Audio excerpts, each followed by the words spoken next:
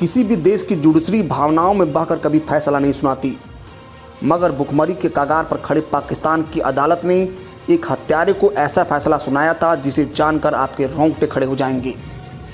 जी हाँ, ऐसा मैं नहीं कह रहा हूँ, बल्कि पाकिस्तान के जुड़शील के इतिहास में सुनाए गए ये फैसले इसकी हकीकत बयां कर रहे हैं।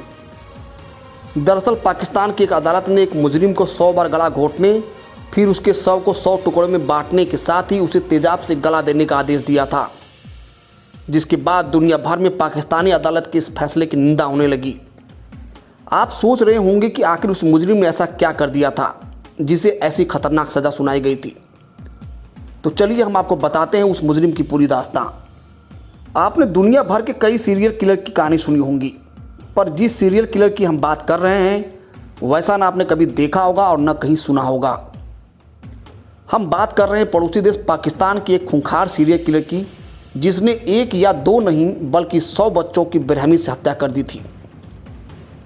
इतना घिनौना कृत्य करने के बाद भी उसे किसी बात का डर नहीं था।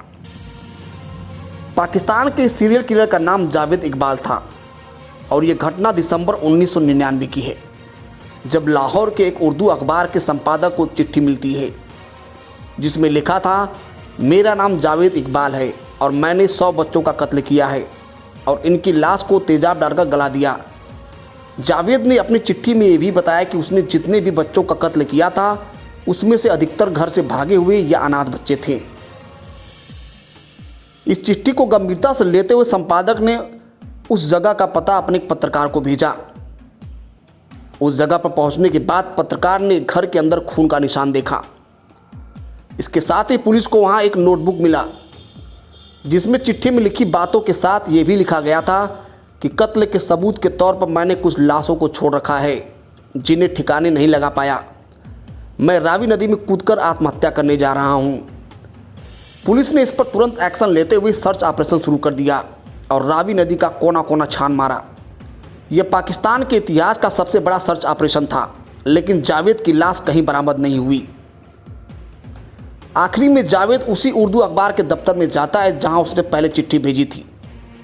वह संपादक से मिला और इंटरव्यू देने की बात कही और कहा कि वह सरेंडर करने आया है। जब उसका इंटरव्यू खत्म हुआ तो पुलिस ने उसे गिरफ्तार कर लिया। जब जावेद को अदालत में पेश किया गया तो अदालत ने आदेश दिया कि जावेद इकबाल ने जिस बेरहमी से 100 बच्चों का कत्ल किया है, ठीक उसी तरह पहले उसका 100 बार गला घोटा जाए, फिर उसकी लाश को 100 टुकड़ों में काटा जाए और उन टुकड़ों को एसिड से गला दिया जाए।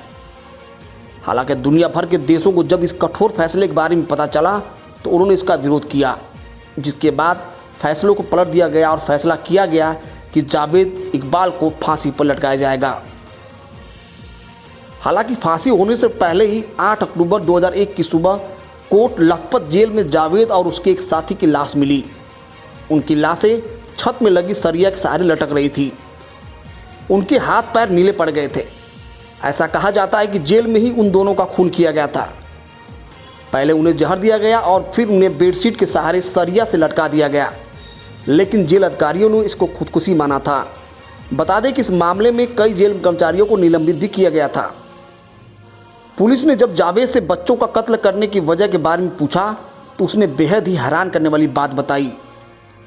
जावेद ने बताया कि जब मेरी उम्र 20 साल की थी तब मुझे साजिश के तहत फंसाकर जेल भेज दिया गया था, जबकि मैंने ऐसा कुछ नहीं किया था। इस दौरान उसकी मां हमेशा जेल में उससे मिलने आती थी, लेकिन बेटे के रिहाई के इंतजार में एक दिन उसकी मां की मौत हो गई, जिसके बाद उसने कसम खाई कि जैसे उसकी मां ने रोते रोते अपनी जान गंवाई है, वैसे ही वो कम से कम 100 बच्चों की माताओं को रुलाएगा। इसके बाद उसकी हत्या करने का सिलसिला शुरू हुआ।